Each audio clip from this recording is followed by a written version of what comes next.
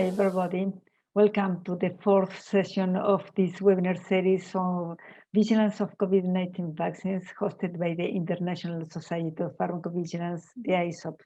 This webinar series has been organized by the Latin American chapter, the ISOP Special Interest Group of ISOP, and the ISOP Israel chapter. My colleagues and co-chairs are Rebecca Chandler from the Uppsala Monitoring Center and the Vaccine Special Interest Group, and Irene Fermon from the ISOP Israel chapter. My name is Raquel Herrera Comoglio. I'm from the National University of Cordoba, Argentina, and from the Latin American chapter. Today, I have the great pleasure and the honor to introduce Dr. Marina Castel, who will speak about the hypersensitivity to mRNA vaccines. Dr. Marina Castells is a medical doctor and a PhD. She is a clinician, a researcher. She teaches at the Brigham and Women's Hospital and Dana-Farber Cancer Institute. She is the director of the Drug Hypersensitivity and Drug Desensitization Center and of the Mastocytosis Center, and has served as the Allergy and Clinical Immunology Training Program Director for over 20 years. Dr. Castel has spearheaded the evaluation and understanding of anaphylaxis and drug hypersensitivity, and has developed desensitization protocols which are used as a standard around the world, treating thousands of patients with cancer and chronic inflammatory diseases, maintaining these patients on first-line therapy. She sees and treats patients with drug allergy, anaphylaxis, mast cell activation disorders, urticaria, immune deficiencies, regular food and environmental allergies, and asthma. Her research has uncovered mast cell inhibitory mechanisms which are pertinent to desensitization, and her laboratory is actively pursuing pharmacological candidates to improve the safety and efficacy of desensitization. She has pioneered the diagnosis and treatment of mast cell activation disorders and mastocytosis, and is the principal investigator of clinical trials with tyrosine kinase inhibitors. Dr. Castel served on the board of directors of the American Academy of Allergy, Asthma, and Immunology, and is now the researcher of the Academy of Allergy, Asthma, and Immunology Foundation. She is on the board of director of the American Board of Allergy and Immunology, has been at the editorial board of the Journal of Allergy and Clinical Immunology, this same journal in practice, and Annals of Allergy, Asthma, and Immunology. She has served at the Council of the Collegium Internationale Allergologicum and directs the International Drug Desensitization Meeting in Barcelona, Spain, every year. Dr. Castel, please, it will be a pleasure to listen to you. Thank you very much, Raquel, and thank you very much, the ISOP, for inviting me to speak to you. This is Boston morning, and today is sunny, and we're happy because we have had pretty severe snow and cold weather. Today, I want to introduce to you my building. This is my building. It's a green building and try to conserve energy. This is where I work, and this is where we have the Drug Hypersensitivity and Desensitization Center and the Mastocytosis Center. It's a hybrid between the Brigham and Women's Hospital and the Dana-Farber Cancer Institute at Harvard Medical School. And what I want to do today with you, and I will be happy to go through all your questions because I think that that's going to be the most interesting part of my talk. I'll walk you through what we know about reactions to the mRNA vaccines. Elizabeth Phillips and I wrote recently a review for the New England Journal of Medicine, and I will review that with you. And then I will walk you a little bit about kind of the big field of drug allergy, just because it would be very important that when patients are seen by and are vaccinated, that the care providers recognize the type of reactions and are able to provide the best care. Ultimately, the goal that we have today and that I have been having since the beginning of the pandemic, is to be able to vaccinate as many people as possible. And so I want to share with you that some people are kind of reluctant to go through vaccinations, not only for the mRNA vaccines, but in general because of concerns of safety. So this is something that I want to share with you. This was in the New York Times, a month and a half. Yeah, I think it was published December 25th. And then a Boston doctor reported a serious reaction after getting the Moderna vaccine. There had been also the reports from the UK that 2 healthcare workers have had the vaccine. And this was actually a physician who said he developed a severe allergic reaction minutes after receiving the Moderna vaccine on Thursday, on the first week of the nationwide rollout for the company shots. So this was in the USA, the first week of vaccinations, and we were very hopeful that everything was going to be going very well. And here we go. The case was the first of the kind to link to this vaccine, and the other had been linked to the Pfizer vaccine. And then the federal agencies were actually involved in looking at what the case is. So I was able to, through this, I was able to contact the doctor, and I asked the doctor, have you actually been seen by an allergist after this severe reaction? And the doctor said, an allergist, that's a specialty of medicine. Okay, that's interesting. And I actually also asked the question, do you actually have a tryptase level that was drawn when you had your severe allergic reaction? And he asked me to spell the word tryptase. So I think that, my talk is to actually be able to shed some light about this. The person also, let me just put this here for a second.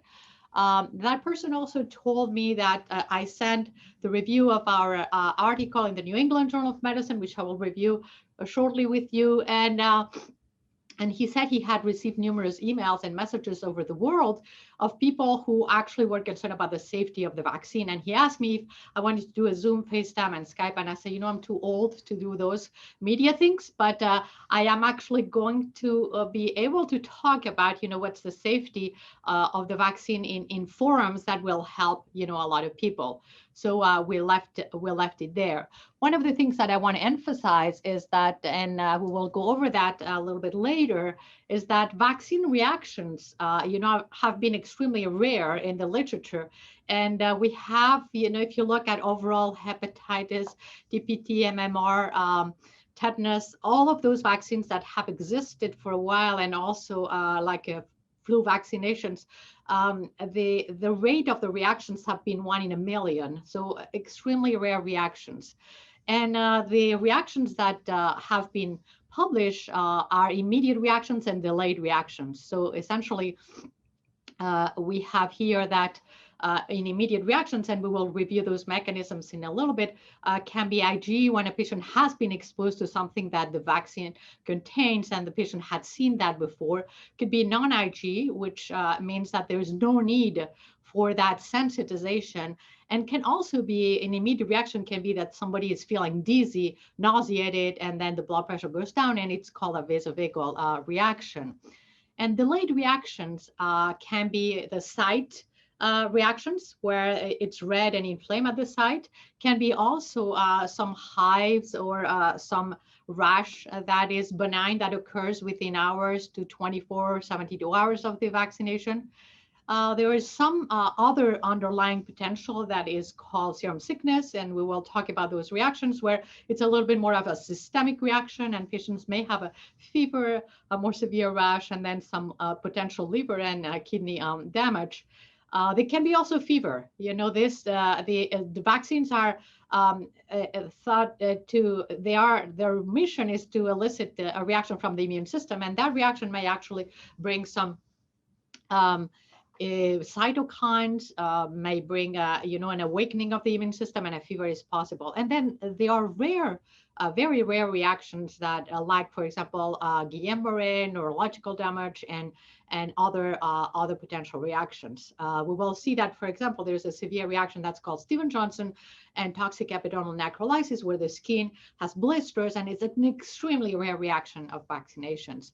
So essentially, when the reactions occur, we indicate that we have to actually be able to make a recording of the signs and symptoms, and as I will describe to you, we have to describe what we call the phenotype. What does it look like? What is the presentation of that reaction?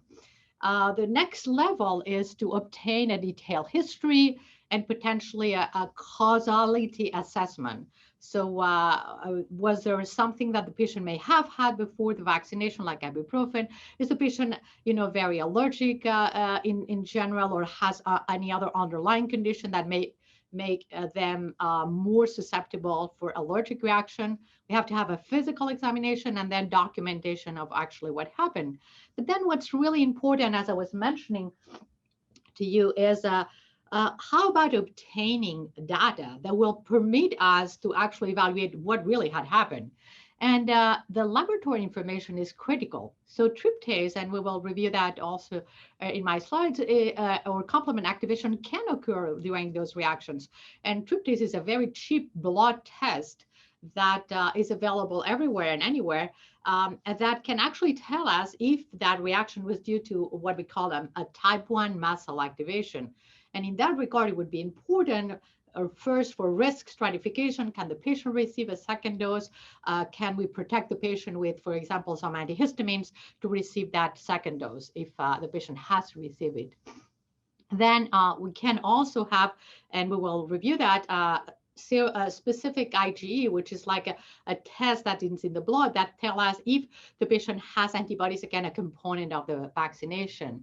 And then when we combine a mechanistic assessment, as when we combine those, the clinical phenotypes, potentially understanding what we call the endotypes and then laboratory information, then we are able to make an assessment. And then can we give the vaccine again to this patient, like second dose, or can we switch to another one? And what are the implications for future vaccinations for that patient? So I just want to dwell a little bit in what I was telling you again. Since 2017, drug allergy has actually been further refined and categorized into what we call phenotypes, endotypes, and biomarkers. And I already talked to you. What would be a phenotype? Would be did it happen quickly, or is it a delayed reaction? And the endotypes are what is behind that reaction.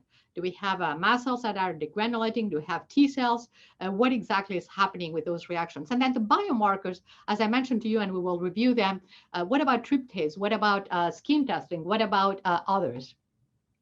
And if we look back to the Gell-Coombs classification, we have that the type 1 reactions are the ones here that involve mast cells and mediators, as we say, it's like few minutes to 60 minutes. Then they have like type 2 reactions, which are like almost cytotoxic, where they involve, antibodies binding with a drug to some particular cells, and they can give hemolytic anemia and others, cytotoxic reactions. And then the type 3 reactions are that there's complement here, there is the antibodies, and there is the drug that comes here, and then they occur within 24 hours to up to 7 to 10 days. So patients would say, I started with a fever, low grade, then I had a rash, and I had a lymph nodes that were inflamed, and I really felt my joints were painful. And that is what we call the serum sickness type reactions. And then the type 4 reactions can be very benign, can be a rash that is just like the whole body becomes, rashy, but then they can actually be very severe. That can become something like we call Stevens-Johnson syndrome. So again, as we, and this is a review where we wrote just very recently, as we look at drug hypersensitivity, we have to think, and our mind has to say, okay, what did I see? What was the drug that was used? What's the timing of the reaction? What were the symptoms? What's the severity? So that would be kind of the phenotype. And then the endotype is, what do I think could have been involved in that? Was it a mast cell mediated reaction? Could that be, and we will talk about that in a second, a cytokine release reaction?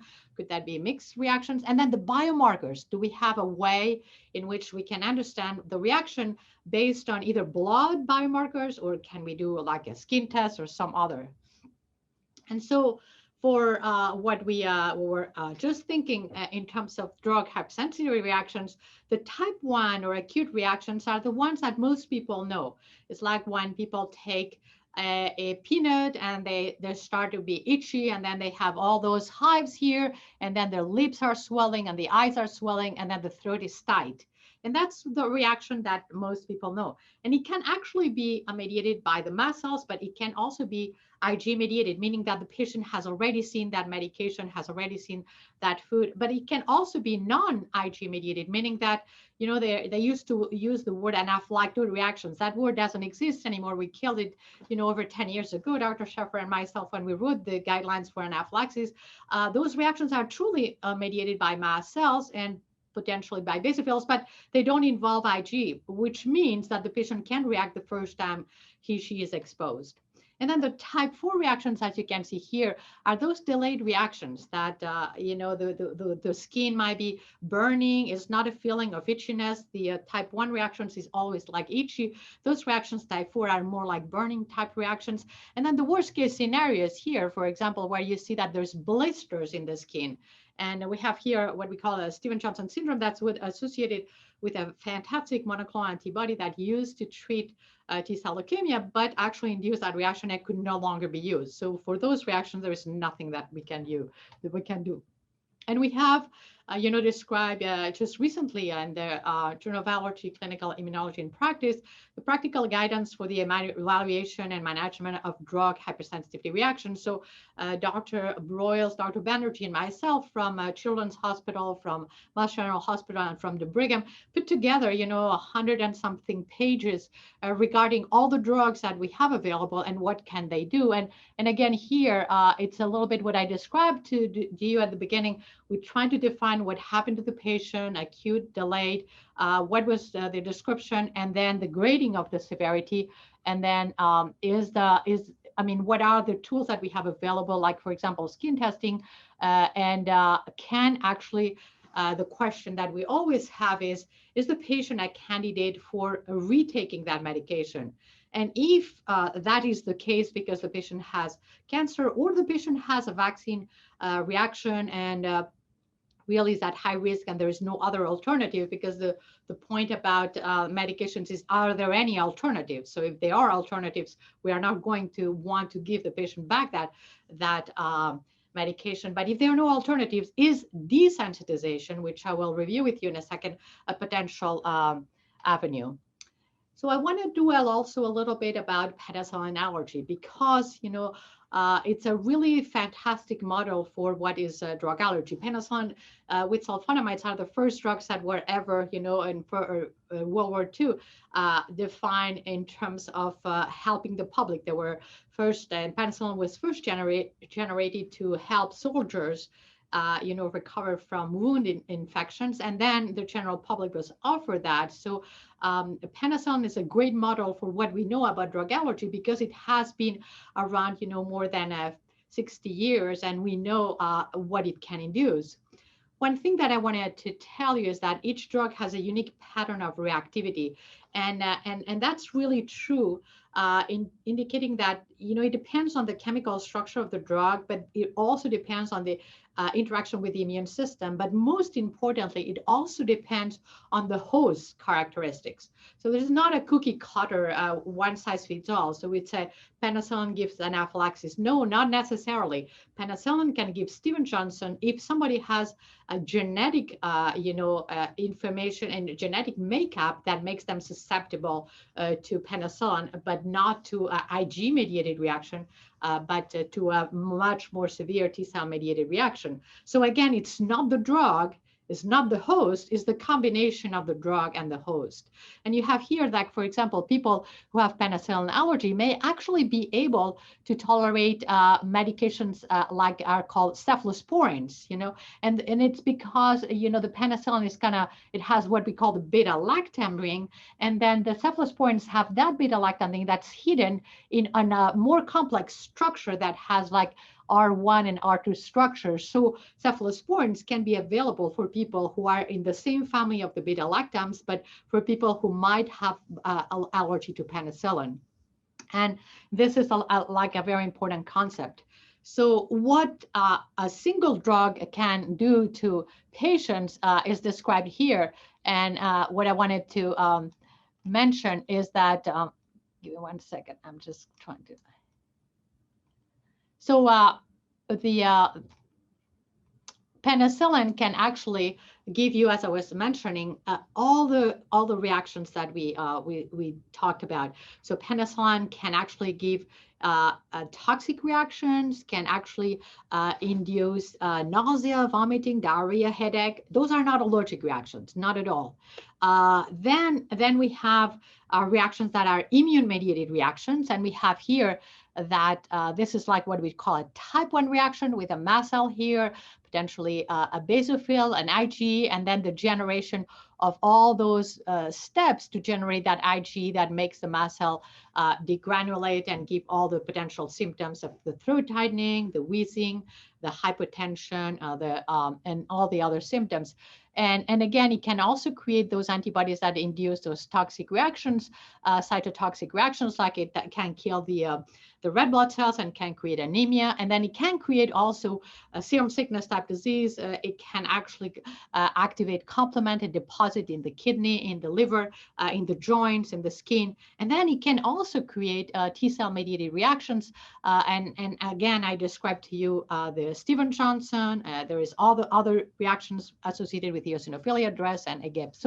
So again, one single drug along the last 50 years has been able to document it can induce any of those reactions. And when we look at, and this is another review that we wrote with Dr. Cannon and Dr. Phillips about penicillin, is we have the high-risk allergic patients, which are in red. We have the patients who have a low and a medium risk, and so the really low-risk patients can actually have kind of remove, and I will talk to you a little bit about that, remove their penicillin allergy label. The intermediate patients, like the yellow patients, need to be evaluated and considered for allergy evaluation, potentially skin testing challenge. And then there are the red patients who either they have to avoid penicillin or they can be desensitized to penicillin. And why would that be important? Because in the general population, up to 20% of the population that is engaged in medical care is labeled as penicillin allergic. And, I would talk to people in the clinic and they said, hey, Dr. Casals, I'm coming to see you for this mast cell disease that I have. And my question to them would be, do you have an allergy to penicillin? And they said, hey, wait a second, I'm here for the mast cell. I said, do you have an allergy to penicillin? And they say, yes. How do you know? Well, because 20% of the population says that they have penicillin allergy. But why is that important? The importance of that is that if somebody says, I have a penicillin allergy, then they have to, when they engage in healthcare, either they have pneumonia, they have a urinary infection, they have any kind of infection, they have to use other antibiotic choices that are maybe less efficacious for that infection. And definitely there's more toxic effects associated with alternative antibiotics. And they have to use more broad spectrum antibiotics.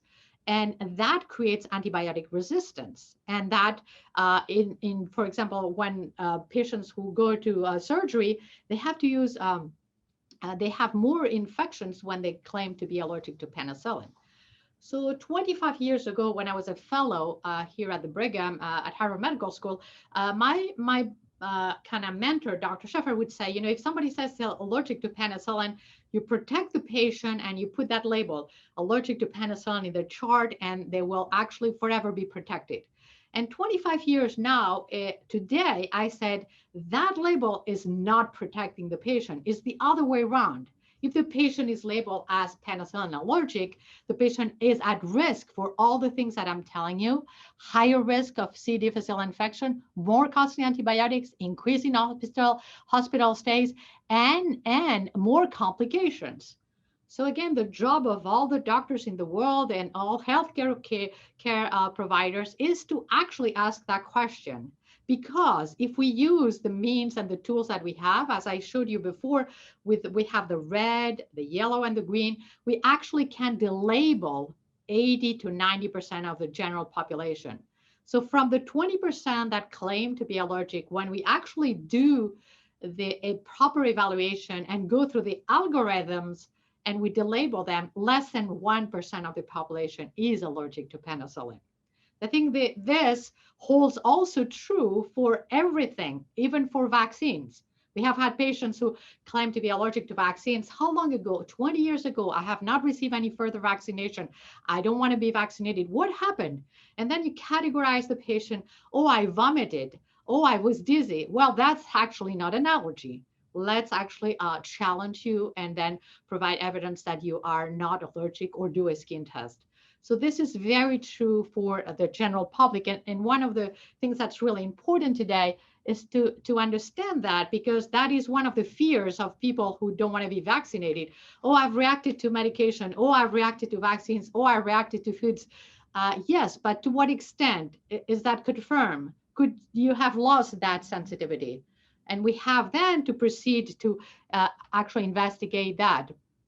So the message for maintaining safety with those vaccines is that we really want to understand who are the people who can receive the vaccine. And the important thing of that is the following. So the vaccines are made with multiple things. It's a soup. And the vaccines that we have available, the mRNA vaccines, do have polyethylene glycol, both of them, the Pfizer and the Moderna. And then there's other vaccines that are coming, AstraZeneca, Johnson & Johnson, and you name them, that contain polysorbate 80. So is polysorbate 80 or polyethylene glycol something that people can be allergic and can actually be inducing those reactions? But just bear in mind that polyethylene glycol and polysorbate 80 is on multiple things, and medications in the daily living. So the general population is very exposed to those polyethylene glycol and polysorbate 80. And from the general population, how many people are allergic to those compounds is extremely, extremely low. So Dr. Phillips and her colleagues have actually provided some evidence that people can be allergic to polyethylene glycol and polysorbates. And here is like what we call skin testing. And you see that it's red, a little bit inflamed. So selected skin testing here, this is what we call the histamine, the positive control, the saline, the negative control. And then those are the positives that this particular patient have. And they were also able to actually detect antibodies against the polyethylene glycol in the blood. And those are the samples. And this is the kind of the level of positive. So here, polyethylene glycol, the more the kind of the bigger size of the polyethylene glycol, the more the antibodies that people can actually develop.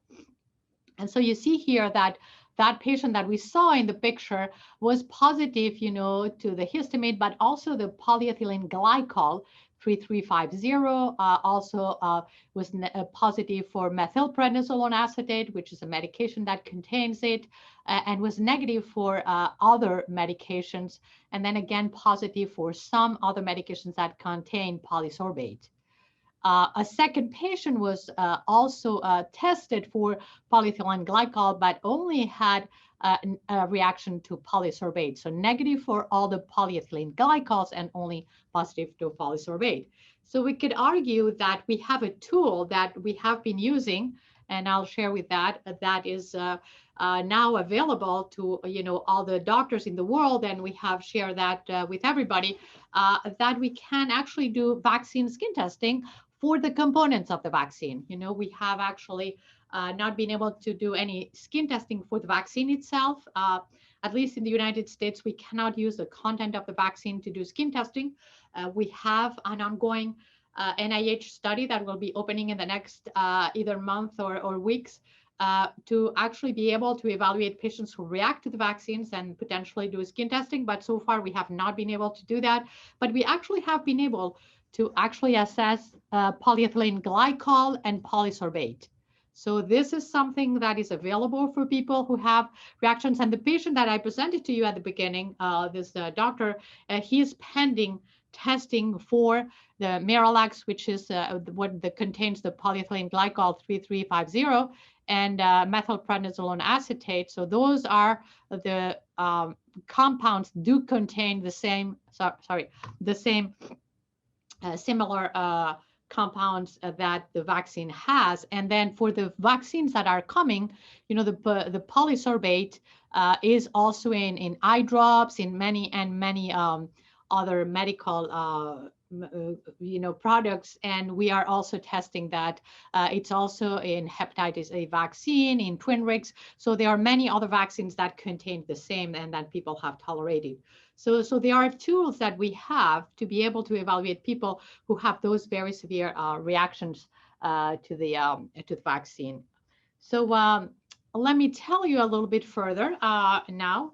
I wanted just to share briefly with you that there are other things that are being used for COVID-19, and monoclonal antibodies have become available. 2 monoclonal antibodies have become available, and those Bala-Nivolumab and Casirivimab Indevimab both have been open to use, and in the United States we have used them for people who have moderate symptoms and that are at risk for having bad COVID infection. And one of the things that the FDA has provided information about those monoclonal antibodies is the possibility of having anaphylactic reaction and infuse-related reactions.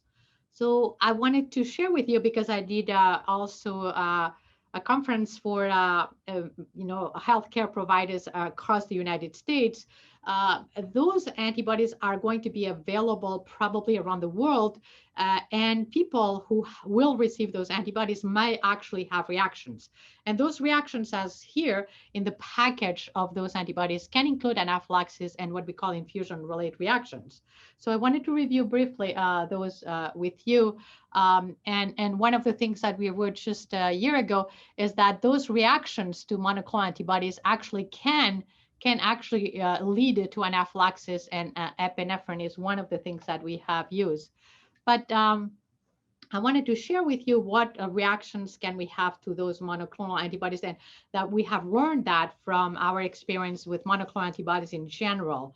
So there are several ways to categorize the severity of the reactions, and I will review another one that is used also for international use for the certainty about anaphylaxis. But we also use the Brown classification, where telling us if the patient had a mild, moderate, or severe reaction. So to put it in perspective, anybody who has hypotension or desaturation or has lost consciousness or has seizures, that goes into a severe grade 3 reaction. Grade 2 reactions are what we call the combination of 2 organ systems without the kind of changes in vital signs. And then grade 1 is some people who have like mostly one organ just the one organ system. And that's an easy way to define those severity of the reactions. And again, here, what we describe here is that epinephrine is one of the treatment that is first-line therapy. So one of the things that I want to disperse with you is that when somebody has anaphylaxis, and anaphylaxis will start at moderate grade 2 and grade 3, and has 2 organ systems involved. They have hypotension, desaturation, they are lost consciousness. There's only one medication that can be used, and it's called epinephrine. There's no such thing as steroids or antihistamines. Don't work, don't help with anaphylaxis. The only medication is epinephrine. And all the deaths that have been recorded in the United States and the rest of the world for people who had anaphylaxis who died, they did not receive epinephrine, or the epinephrine was received too late. So again, when we recognize that a reaction is anaphylactic, we actually have to use epinephrine. And we see here that this goes with type 1 reactions. We are going to see what we call cytokine release reactions with monoclonal antibodies, and I will share that with you. So when somebody is infused with a monoclonal antibody, they can have fevers, they can have chills, they can have rigors and nausea, and those are called cytokine release reactions, and I will tell you why they're called. And then there are what we call mixed reactions. So when people are given monoclonal antibodies, we published that in 2018, the most likely reaction that they are going to have is what I have described to you as a type 1 reaction, where they can have hives, they can have the throat tight, they can be nauseated, the blood pressure can go down. So this is kind of the majority. But there are also what we call cytokine release reactions that we have actually be more aware recently. And those reactions are reactions that are what we call atypical, not typical reactions. They can be associated with fever, with chills, with malaise. And those reactions either can be what we call infusion reactions, where we just stop the drug, we give some fluids, we give some medications, and the reaction stops. And here the steroids might be indicated.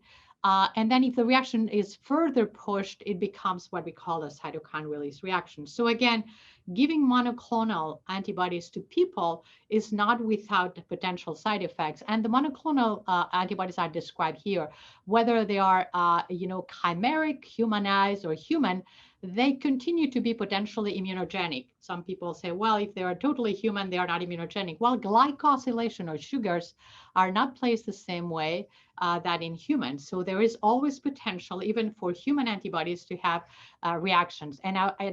As I mentioned to you, the most severe can be the anaphylactic reactions, the type 1 reactions. We have those cytokine and type 4 reactions. And again, I'm going to introduce the concept of potential desensitization, patients who would need those antibodies back, we will be able to provide with desensitization. And one of the things that I would like you to take home message is tryptase is a very cheap test. It's in Europe, it's in Asia, it's in everywhere that I have been, and I've traveled the world. It's in Australia, it's in Africa, it's in Israel, it's in everywhere that I have been that it's available, but it's totally underutilized. I used to see patients who had pretty severe hypotension, desaturation, covered in hives and wheezing, and I would go to the side, for example, here in our oncology center, and the patient is a young woman who has received, and I think I'll share maybe a couple of vignettes, has received a monoclonal antibody or carboplatin for treatment of ovarian cancer, and the patient is hypotensive and wheezing, and they tell me, oh, it's a toxic reaction. And I said, probably not. And they says, well, how can we know? Tryptase. You do a tryptase level, and you have here a tryptase that's elevated. Tryptase normally is 11.4. Tryptase is really here. Tryptase is 39.2, and then it comes back to normal. Or doing a patient who was kind of desensitized, was very high level, and then becomes normal. So again, tryptase is able to tell us the nature of the reaction, the endotype, and is able to tell us the severity of the reaction. And most importantly, can the patient be actually re-exposed to that medication? So tryptase is a unique marker that is totally underutilized. We have now recently uncovered IL-6, and for cytokine release reactions, IL-6 is really powerful, and also the same way it tells us if the patient had a reaction that was cytokine release. So we have the ability nowadays to understand the phenotypes of the reaction by using those biomarkers. One thing that I just wanted to mention is that a new kid on the block is called hereditary alpha-tryptosemia, which is a form of mast cell activation disorders where the tryptase is elevated, not because the patient has a mastocytosis, a clonal mast cell disorder, but because they have more tryptase genes, and it's present in 4 to 6% of the population. So my final part of this is to tell you a little bit about rapid desensitization. Rapid desensitization is a way in inducing a state of temporary tolerance to patients who have had a pretty severe anaphylactic reaction or hypersensitivity reaction. And we have done desensitizations for type 1 reactions, and we have done desensitizations now for type 4 reactions. So in the past, we used to say it's easier to desensitize to type 1 to type 4. Yes. And patients who have had severe anaphylactic events can be or are the best candidates for desensitization. And again, when we have a tryptase level that's elevated, that makes immediately the patient a candidate for desensitization. So what is desensitization? You know, it's a high-risk procedure because the medication that we are going to introduce in the patient is potentially lethal because the patient is highly sensitized.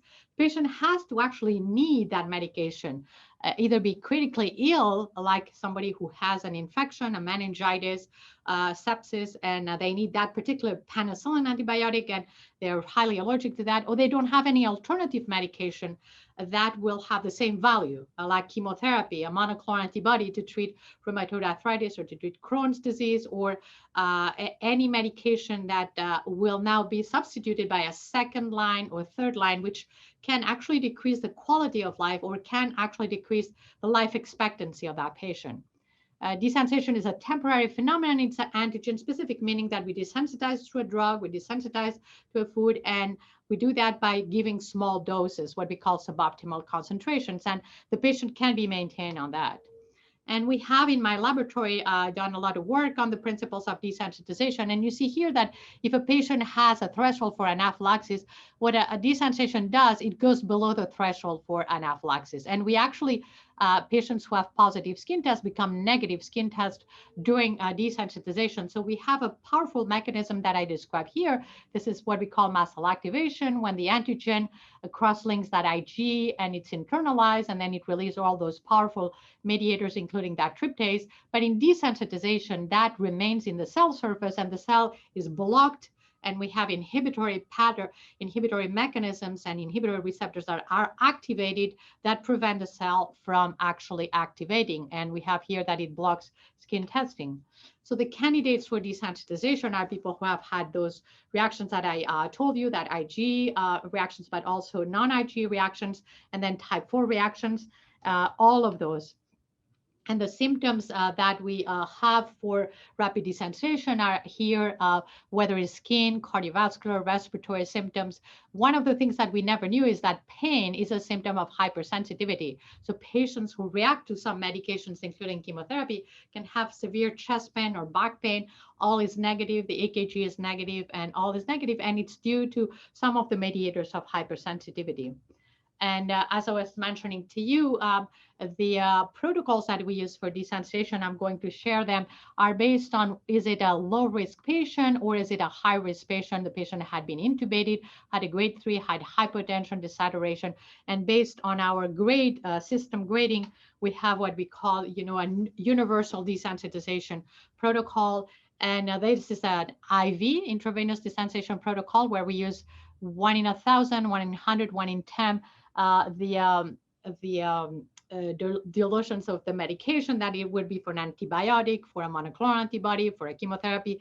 We also have what we call subcutaneous desensitizations for medications. Here we have omalizumab, which is a monoclonal antibody, and this is from yesterday. We just got the patient in print, where we use what we call subcutaneous, and we have, like, for subcutaneous medications, we have, or intramuscular medications, we have 4 steps, 3 steps, 7 steps. So again, the principle of desensitization can be applicable to intravenous medication, intramuscular medication, subcutaneous medication, oral medication, all the principles. And like we are saying, when we address reactions, the desensitization patients can, we have moderate or severe reactions. We can manage the reactions, and all the patients can finish desensitization. I want to finish to tell you that the safety of desensitization is paramount.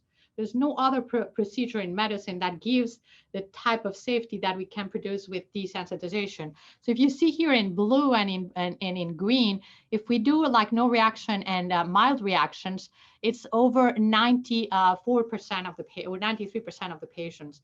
So in general, when we actually have a patient who can be desensitized, we actually tell the patient that this is really exactly paramount. And not only that, but we, by desensitization, prolong the life of those patients. We studied here that patients who are desensitized, what was their life expectancy, and the life expectancy actually is increased over the patients who are not desensitized. So I wanted to review finally with you what happened with the first published anaphylactic reactions that occurred. And this is from the Pfizer-BioNTech vaccine, and it was published, recently. You have here 10 patients who had presented anaphylactic reactions to the vaccination. And you see here that one of the important things to understand is the majority are females. So that is the first thing that was very shocking to us. And then the second thing is that some of the patients have had reactions to other things. You see here that they have reactions to other vaccines, to jellyfish, to foods. So is there a signal that those patients can produce to us? But, and here is the Brighton level, another way to classify the severity. But what I want also to tell you is all the patients have received epinephrine except for one here, and all the patients were discharged home. So again, the safety is paramount of the vaccines, paramount. Despite the fact that the patient had anaphylaxis, one shot of epinephrine, or I think there is one patient that 2 shots, and the patient was home. So again, the vaccine is indicated for anybody and everybody, even in the circumstances of reactions. And as I was saying to you, the symptom onset was 13 minutes. So here you have, you know, how quickly the reactions occur. And then in some patients, you know, it was like 15 minutes. The most common symptoms were the hives, the swelling, a rash, a sense of throat closure. And the patients, you know, 17 of the patients described here had a kind of sense of other allergies or had reacted to some other medications. So I think that is one of the first thing that we should think about. And this is the other way to classify the reactions, Brighton collaborative cases for anaphylaxis, where the Brighton level 1 is a full diagnostic certainty, and then grade 2 and grade 3 is less certainty for anaphylaxis, and those are the symptoms, the skin. So somebody who has like full body hives and hypotension has a grade 1 of Brighton. And then here is the Moderna vaccine. So the Moderna vaccine, again, January 10, it was the last time that it was surveyed. And you see here again a dominance of females. So in fact, to do the Moderna vaccine, pretty much everybody was a female, except the patient that I presented to you that's not included in this series, who was a male. And patients had reactions to other things and other potential medications, and they all actually receive epinephrine. And you have here that all of them, and they all recovered. So again, those reactions are not frequent, probably at this level less than 1 or 2 per 100,000. All the reactions are treatable, and all reactions have with epinephrine have received you know, a treatment that the patient has. There is no deaths recorded for hypersensitivity reactions to the vaccine. So I will end up here, and I'm happy to entertain your questions. Let me see if I can see the questions. We are a group, you know, this is not my work. This is the work of a group of, we have the fellows, we have nurses, we have pharmacists, and it takes a village, as said in the past, to do, you know, this. We are happy to review anybody's questions around the world. We receive a lot of messages on a daily basis about, you know, difficult patients who react and what the management is, and we provide help to anybody and everybody. So I will stop here and entertain your questions. Thank you, Mariana. There are actually 3 questions on the Q&A from Mr. Libano Dias. I'm trying to see where is the... It's in the Q&A. Okay, the Q&A. So I mentioned that a doctor inadvertently administered 4 times the dose of the Pfizer vaccine to 2 elderly patients in their 80s and 90s. Pardon What me? do you think about the side effect of these patients, but he doesn't mention what side effect they experienced. I see. Okay, I see the chat now. Okay. It's the So Q&A. I see the It's chat. in the Q&A. Oh, the Q&A. Okay, perfect. The Q&A. All right. Okay. But there is mention about 2 very elderly who received 4 times the Pfizer vaccine, referring to adverse effects, but not mentioning what adverse events were Oh, experienced. I see.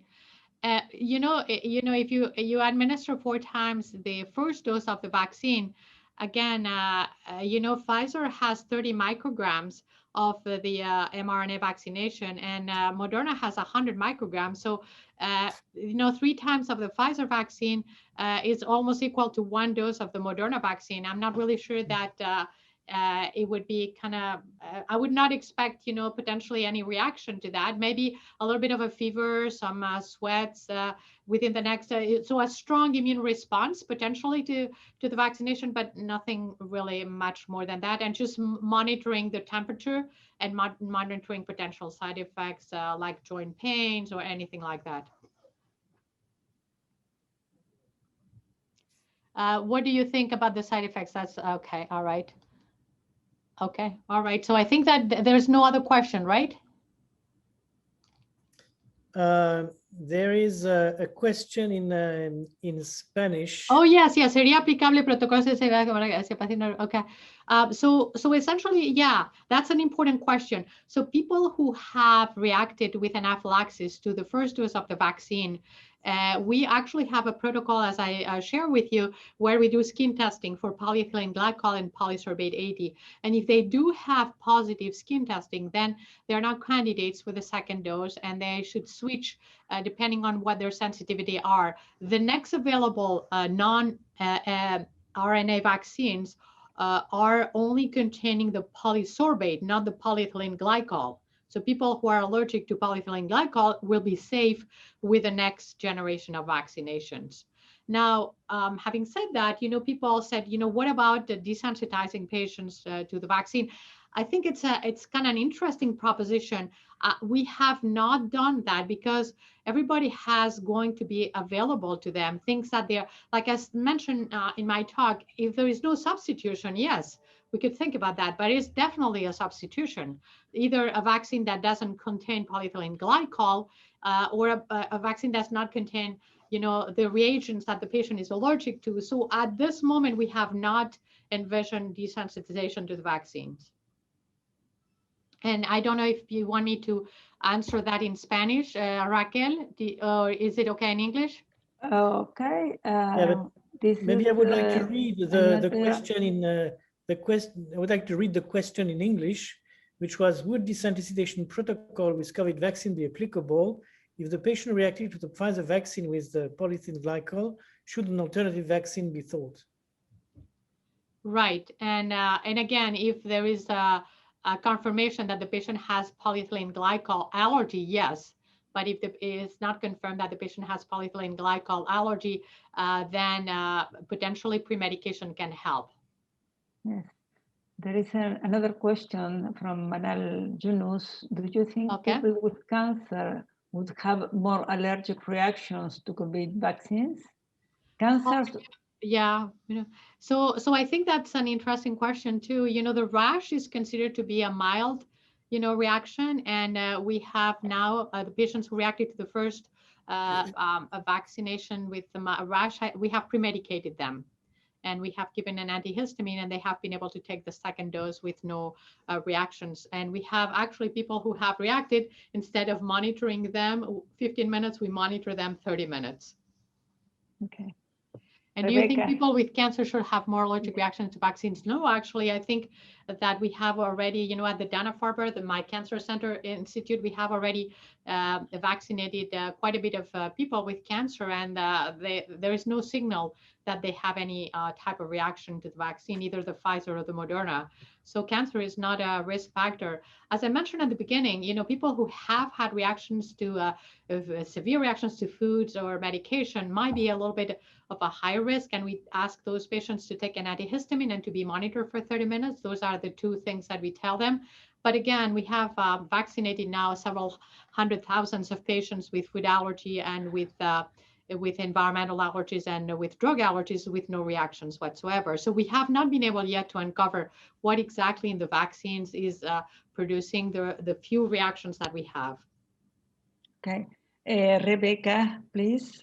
Yeah, I want to thank you so much for your very comprehensive talk. And I wanted to ask about the fact this observation that's so clear about the sex differential with the females being so represented. So I'm very much interested in the heterogeneity in immune responses.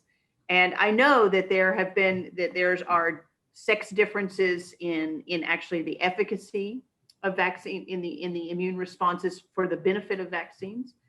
And I'm curious if these appeared to be largely they were largely immediate because they were occurring in, so do we typically see a female predominance of those types of reactions for other drugs? We do.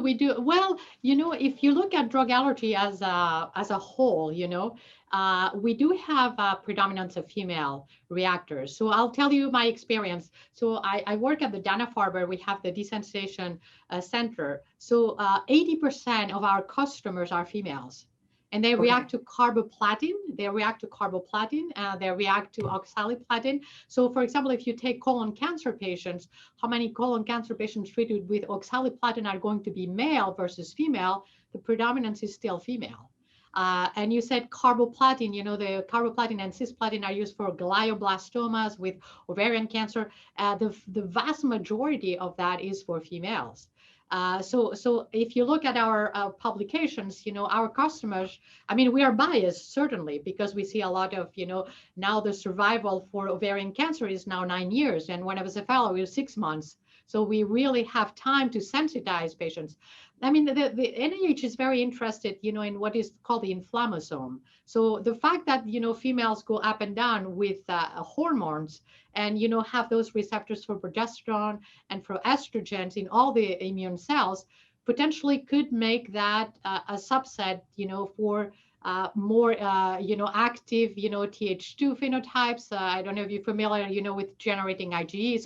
So that is a really interesting question for me, and I've been working very hard to define that. So we have a phenotype.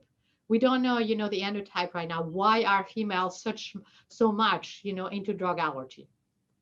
Can I ask one other question? Just because I've actually worked on a signal for a drug, and I was actually looking into aseptic meningitis caused by amoxicillin and amoxicillin clavulanate, and I saw some literature suggesting that delayed hypersensitivity or type 4 reactions, which I understood could be a mechanism of aseptic meningitis, actually has a male predominance. Is that do you know that to be true? I tell you, I see also aseptic meningitis with immune compromised patients that are treated with IVIG, gamma globulin replacement. I actually, to be really honest, I have a mixture, like almost 50-50 female, male. Maybe that drug particularly, could it be that drug has a signal for males? I'm not really sure, but in my experience, it has a really kind of 50-50, predominance for that. Then you could argue, is, one of the things that we had looked at is the BRCA, the BRCA gene that is present, in females. Kind of also, it's not only an increase in the breast cancer or other cancers, but also seems to have an influence in the atopic genes. So it creates that predisposition to carboplatin allergy. And there's a little bit of literature on that in the oncology literature. Thank you very much. Thank you. Marco Tucri wants to speak, to make a question. Yes, thank you, Raquel. Thank you, Mariana, for your fantastic presentation. I've learned a lot of things about the desensitization protocols. I never heard that about before today.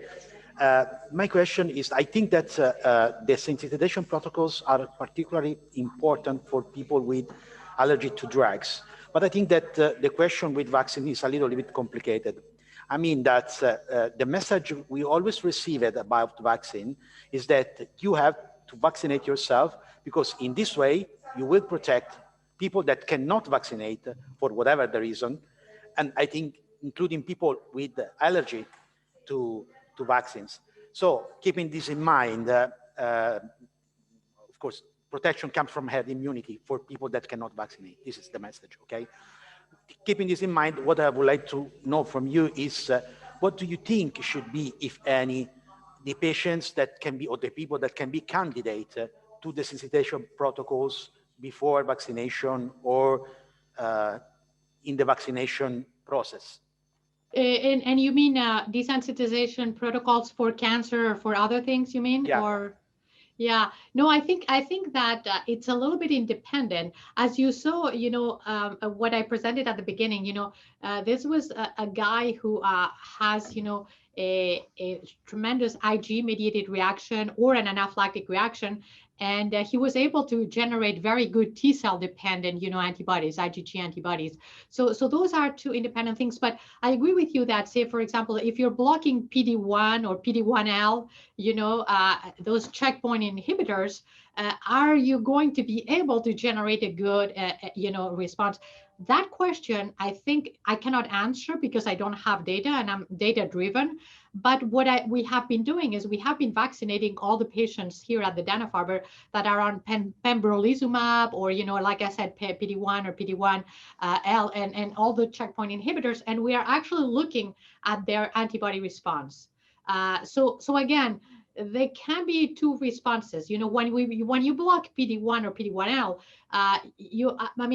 it's like you don't block 80%. You block to a certain extent, and there is a small amount of that thing that escapes the PD-1, PD-1L that is still able to respond to, because those patients may be more susceptible to infections, with bacteria, but not necessarily. So I do think that you have a remnant of your immune system that is still working towards generating some response to, either an IgG, an IgM, or some T cells that would be able to provide. So I am in favor of vaccinating all the patients who are receiving, all the other immunotherapy, cancer immunotherapy or other immunotherapy.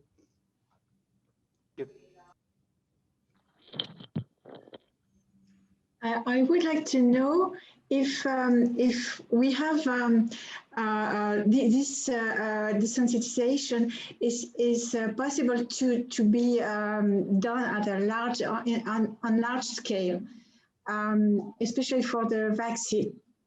For instance, to look at the polyethylene glycol or the polysorbate, to know if then we can switch to the second jab, could be a second vaccine. How can we deal with that? Can we, if we don't have this desensitization or even the diagnosis, can we do it automatically that we will switch to a vaccine for the second jab?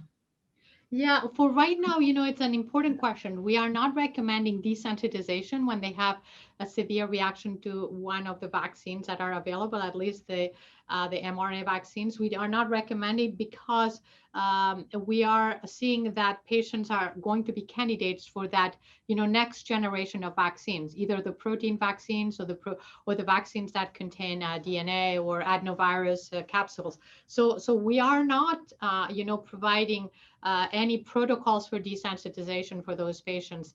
And one of the things that's important to note, as I mentioned at the beginning, is that there is many studies now trying to figure out what happens with that first dose. Is the first dose capable of inducing such an immunity that can last at least, 3 months, 6 months, where we will have more knowledge about what happens with the virus, and we will have more knowledge about, the next generation vaccination. So I think the important piece is if somebody has received 1 dose of the vaccine, we have some leeway, to actually address, the next generation. I would actually, the patient that I presented to you at the beginning who has a severe reaction to the Moderna vaccine, I'm just saying, we have measured your antibodies. We know that you have antibodies. Let's wait, and those antibodies should last at least 3 months. That's what we have seen in patients who have COVID. So at least 3 months, we have time to decide. And those patients will be candidates for the next generation of vaccines. Okay, so it's a very practical recommendation that we have a lot of questions on that, of course. Sure. There is another question in the question and answer section from Gro Evenson. Is a patient experienced rash unknown whether urticaria from her first dose, uncertain whether allergic? If we premedicate with antihistamine before second dose, would there not be a risk of masking potential symptoms of anaphylaxis or serious allergic reactions? we are not sure how to address the large variety of unspecified localized rash without other symptoms, and many questions concern those. As I mentioned, we categorize the risk. The risk stratification is based on the grade of the reaction. So if the patient had a skin limited reaction that cover part of the body but not the entire body, and was even like a few hives or a little bit of swelling or a rash, that is the grade 1. And that grade 1, we have seen that in our experience with chemotherapy and with other immunotherapy vaccines, actually those reactions can be lessened to the extent that they almost like zero when you use an antihistamine. So those reactions do not progress to anaphylaxis in the majority. If the reaction is a grade 2, so that is really what the person is asking, is that if a patient has already like the skin and then maybe wheezing, or the skin and hypotension, the skin, and that is a different story. That we consider that to be the beginning of anaphylaxis. So again, here we have to make a big distinction. A rash is a rash as long as there is no other organ involvement. And rashes or grade 1 reactions can be very well addressed with an antihistamine. And it seems to me that there were another question about organ involvement. This is, yes, how would you consider rash but no other symptoms in other organs? Those two or not? So with 2 organs or just 1 organ?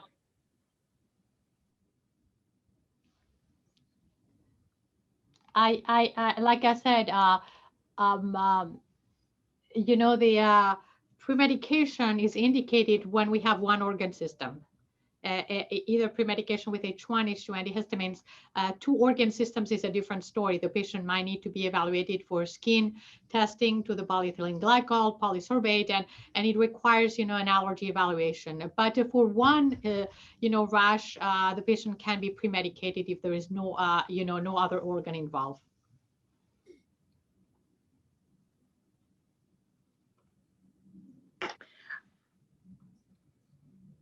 I wanted to ask another question. I had a question yesterday about an urticaria which was really very, very localized on the thighs, and it appears 24 hours after the vaccination. And is it possible that the urticaria should be very, very localized, or? Yeah, we have seen urticaria. The thickness of the skin is not the same in all the parts of the body. So there are places where it's very, very thin. There are places where it's a little bit harder. So the intensity or the density of the mast cells, the allergy cells, is different in all parts of the body. There is a lot of mast cells that are localized in the thighs, in the upper part of the thighs.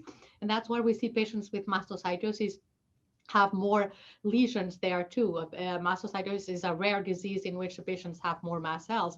So again, depending on the density of the mast cells, you can have localized urticaria at different sites. So it's not uncommon to see that. And there are patients whose mast cells are sensitized in just one piece of the body for some reasons that we still don't understand. So it's localized there. So definitely not unreasonable and not unseen. Okay. Raquel, you're on mute. Raquel, you're on mute. I don't see any other questions then. Yes, a question from a colleague that if mastocyte disorders can increase the severity of COVID-19 disease. So a couple of pieces of information. I didn't bring it to the chat to the talk because we were talking about vaccine allergic reactions and other drug allergies. But we have 2 pieces of information. One is that we collected patients with mastocytosis and mast cell activation disorders who actually had COVID-19, and we have a paper that they can Google. And what we discovered is that mast cells are very interesting cells. For COVID-19 to enter the body, it needs to use the ACE2 receptor. I'm sure that, you know, people in the chat are available to that. So the virus is here and it's in our, and then it needs, you know, the ACE2 receptor, and then it enters the cells and then it infects the cells in the body. Mast cells don't have ACE2 receptor. They don't have the ACE2 receptor. They cannot be infected. So all the patients who we have with mastocytosis, mast cell activation syndromes, and so on and forth, their symptoms of mast cell activation were completely gone during the COVID-19. And nobody was intubated, nobody died, and they had a very mild infection. So mast cell patients are protected against a severe COVID infection. That's number one. They're not protected against infection. They can still get infected, but the infection is very mild. Number two is that we vaccinated. Now we have a publication with the first 2 patients with mastocytosis that were vaccinated with an antihistamine, and they did beautifully. Patients who had already had elevated tryptases, bone marrow that contain a lot of mast cells. Now we have around the world, we have been collecting the cases. We have about 100 patients with mastocytosis, elevated tryptases, mast cell activation syndromes, HAT, you know, the hereditary alpha tryptosemia, and they all have been able to be vaccinated with no anaphylactic events and no, you know, increased severity, and nobody actually has died or has had, you know, made it to the New York Times or anything like that. So we don't think that mast cell activation disorder is a risk factor for a reaction to the vaccine. Very, very important and very practical information. Okay, I don't know if there are more questions in the question and answers sections. Yes, yes, I think that, yes. I have a question here. Is it possible to consider skin test with PEG even if it's not PEGylated? Yeah, I mean, skin test can be done with whatever we have available.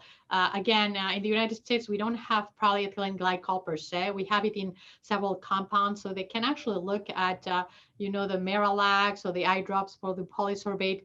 So it is possible to do skin testing for those. It's possible, and it's possible to do skin testing with polyethylene glycol. Yeah, so that's if it's not PEGylated, that would be okay. Okay, and another question in the chat: if there is 1 or 2 Stevens-Johnson syndrome documented related to COVID-19 vaccine, would the vaccine will be taken out of the market? I cannot understand very well this. Yeah, that's, you know, that's not for me to answer. I mean, the FDA, the CDC, the European, and all the agencies in the world will decide that. The presence of Stevens-Johnson in vaccines is up to now, it has been 1 in a million. So if there is 1 case per million vaccinations or less, you know, 1 case per 10 million vaccinations, I think that's the same rate that the other vaccines. So I'm not really sure that it would induce, you know, the removal of the vaccine. But again, the agencies are the ones who have decided. I have not been aware of any case of Stevens-Johnson so far right now. So it is for me difficult to assess that. Give me 1 second. Come in. Oh, thank you so much. I haven't had breakfast. Yes. Thank you. Okay, if there are no more questions, Irene. Yes, I wanted to ask, because in one of the first webinars, we have discussed about antibody-dependent enhancement. And the speaker was quite optimistic, saying that it's most of the time when we have this kind of reaction, even with the virus itself, it comes, there is a tropism tropism of the virus to the macrophage and monocytes. And that it's not the case with the virus, with the SARS-CoV-2, and that so we can think that we can be optimistic for the time being that we will not have this kind of reaction. What is your feeling about that? Yeah, I don't think we have enough data yet to say that, but it's possible that we don't have that phenomenon. You know, depending on, like I said, the tropism of the virus is not. You know, it depends on the expression of the ACE2 receptor mostly, and that is widely differently expressed on the immune cells. So it's possible that that's the case because there is less expression of the of the viral entry, portal entry, in the macrophages and in the other cells. So definitely we will have to gather more data, but I am suspicious that this is the case, that there will not be, that phenomenon. Okay, thank you. I wanted to have this Thank you. confirmation about this theory. Yes. Thank you very much, Dr. Mariana Castel, for this interesting, informative, and so generous dissertation about the hypersensitivity with COVID-19 vaccines. And I want to remember all the audience that the next webinars in March will be for ISOP members. And so we invite you all to join and take advantage of these reduced fees, especially for our Latin American countries or African or Asian countries. There are reduced fees. Jean-Christophe? Okay. You're mute. Jean-Christophe, you're mute.